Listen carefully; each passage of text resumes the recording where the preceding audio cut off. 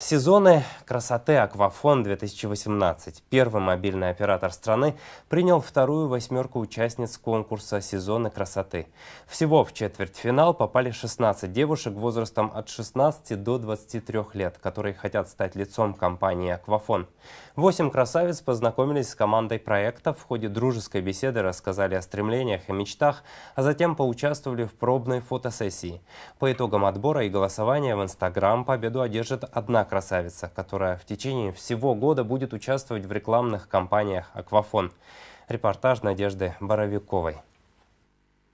12 февраля компания «Аквафон» запустила конкурс с хэштегом «Сезоны красоты Аквафон-2018».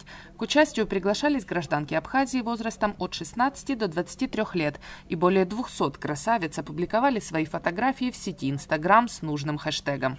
Команда проекта выбрала 16 лучших конкурсанток и пригласила в главный офис «Аквафон», чтобы поближе познакомиться и выяснить, кто из девушек так же красив внутренне, как и внешне. Тот образ, который сегодня вырисовывается, это девушка, которая стремится к самореализации, у которой есть мечты, у которой есть планы, профессиональные и личностные тоже. Вырисовывается картина. Вот вчера у нас было 2 девушки, которые планируют быть педагогами.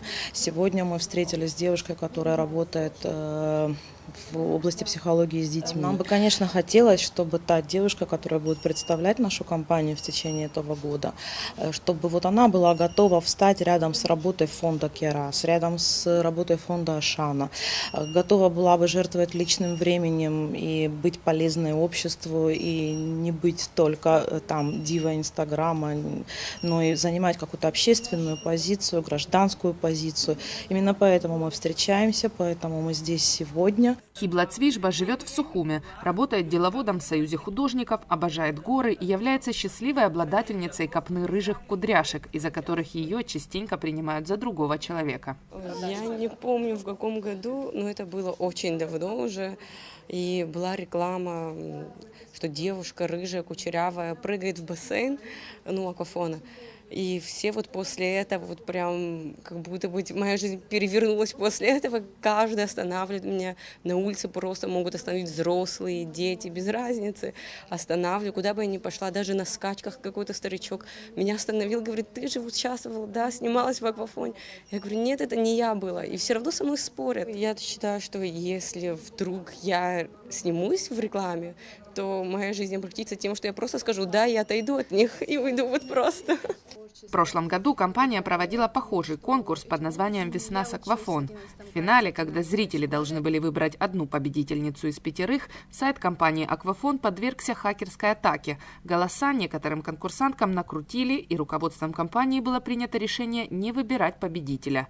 Все 5 красавиц приняли участие в рекламной кампании «Весна с Аквафон».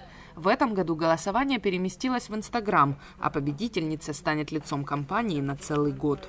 Это будут совершенно разные макеты по содержанию, то есть образ девушки должен быть универсальным. Его можно, желательно, чтобы он был универсальным, конечно, мы постараемся очень этому поспособствовать. Она должна как олицетворять уметь легкость весны, так и суровость зимы. У нас по проекту волосы принимают участие. То есть как это будет реализовано, мы увидим в результате. Я не хочу сейчас все карты раскрывать, но желательно была длина больше, чем моя. Графический дизайнер из Гагры Тома Агрба выделяется среди соперниц уже тем, что участвует в конкурсе на 7-м месяце беременности. При этом первому ребенку сегодня исполнилось 10 месяцев. Лучезарная молодая мама уверена, что ни ребенок, ни беременность не помешают съемкам в рекламе, ведь родные поддерживают решение Томы, особенно муж.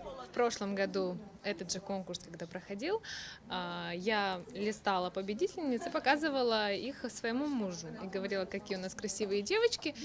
На что он мне сказал: а почему ты не выложила свою фотографию? И я стала в замешательство, я даже не пришло мне это в голову.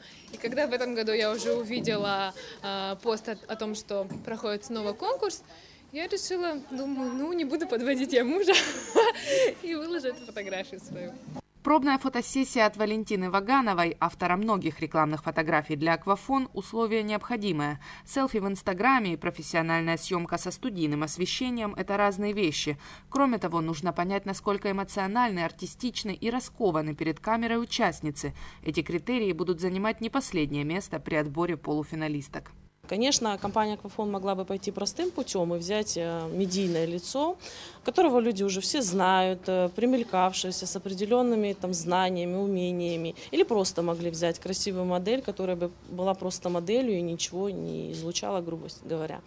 Но компания «Аквафон» дает возможность участвовать обычной девушке, стать лицом компании. И девушка должна быть эмоциональной, должна целеустремленной, должна обладать определенными качествами, характеризующими ее как личность. После знакомства с девушками команда проекта выберет 4 полуфиналистки из 16. Их фотографии будут опубликованы в сторис на странице Аквафон в Инстаграм. Дальнейшую судьбу конкурсанток решат подписчики, а уже к Международному женскому дню рекламные баннеры с победительницей конкурса украсят нашу страну.